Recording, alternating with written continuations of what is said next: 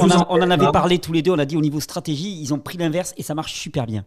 Ah oui, ça marche super bien parce qu'ils s'étaient complètement décrédibilisés il y a 10 ans. Donc, cette fois-ci, ils ont changé de stratégie en étant très rassurants, en disant, écoutez, il faut pas porter de masque, vous pouvez même sortir au théâtre, hein, comme l'a fait Emmanuel Macron 2 jours avant de déclarer le confinement, etc., etc. Mais ce qui était encore plus pervers, c'est que en même temps qu'il disait qu'il n'y avait aucun danger, toutes les heures, nous avions droit au nombre de morts, au nombre de cas positifs, etc. Puis ils ont annoncé qu'ils allaient fermer les écoles aussi. Et ça, tu disais, il n'y a pas de danger, ils ferment les écoles. C'est qu'ils doivent cacher quelque chose.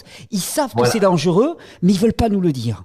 Pour nous rassurer. Le bon papa, l'État, veut nous rassurer, il ne veut pas nous faire peur. Donc, et là, c'est nous qui devenons demandeurs de protection.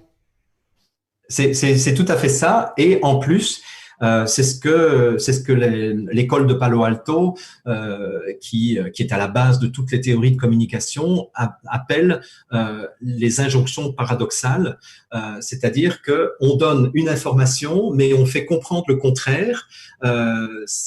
Et donc, du coup, le public ne sait plus s'il doit croire ce qu'il entend avec son cerveau ou s'il doit croire ce qu'il entend avec ses tripes.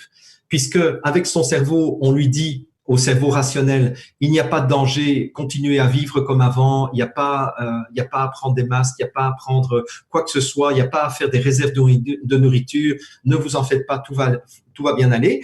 Et en même temps, on va fermer les écoles, voici le nombre de morts, voici le nombre de morts, voici le nombre de morts, voici le nombre de morts. Et donc, du coup, on se dit, mais attends, qu'est-ce que je dois écouter finalement?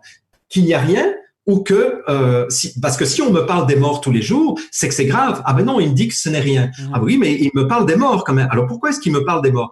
Et donc là, ça nous met dans un double bind, dans un double lien, qui fait que on n'est plus capable de réfléchir, on ne sait plus quoi choisir. Et là, on entre dans un état de sidération. Et en fait, c'est ça qui s'est passé. C'est vraiment, moi, si je devais donner un prix Nobel de la manipulation, je le décernerais sans aucune hésitation aux médias mainstream qui, cette fois-ci, ont réussi leur coup de façon très bien joué. magistrale. Très bien. Magistrale.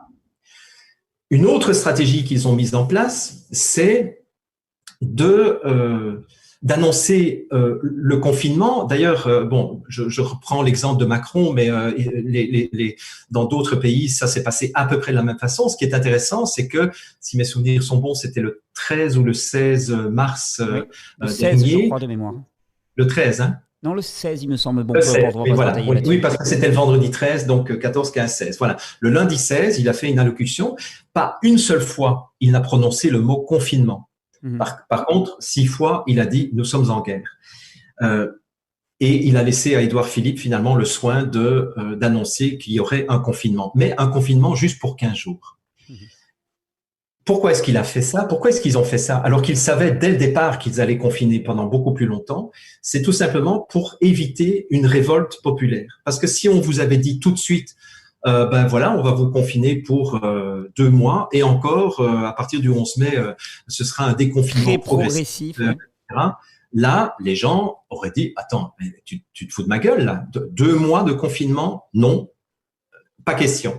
Tandis qu'en annonçant 15 jours, ok, c'est une mesure provisoire, c'est parfait, c'est très bien. En même temps, on nous a servi d'autres choses. On nous a alors donc je perds le fil de mon idée là, mais c'est donc il y a oui c'est ça. Et en même temps on nous dit nous sommes en guerre. On nous a répété depuis le début et il n'y a aucun vaccin disponible pour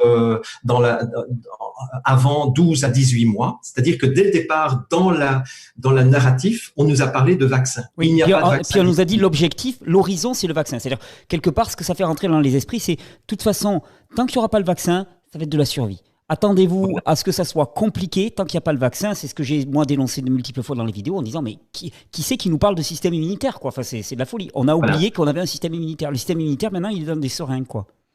C'est ça.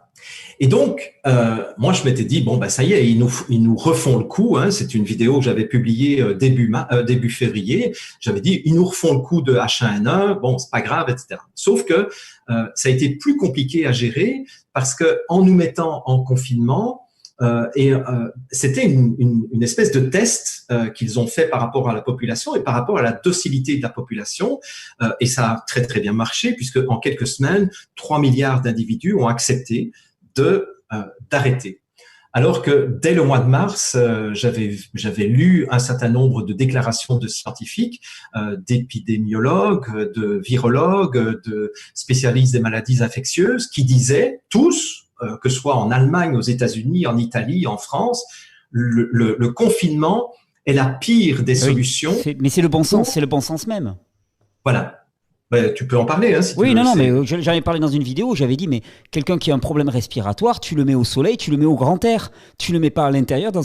Et puis, de toute façon, pour que le confinement soit efficace, il faudrait que personne ne sorte du tout. Parce que sinon, au contraire, tu ramènes les souches virales dans un environnement confiné, donc la transmission est beaucoup plus grande. C'est juste une question de logique, c'est évident. C'est ça.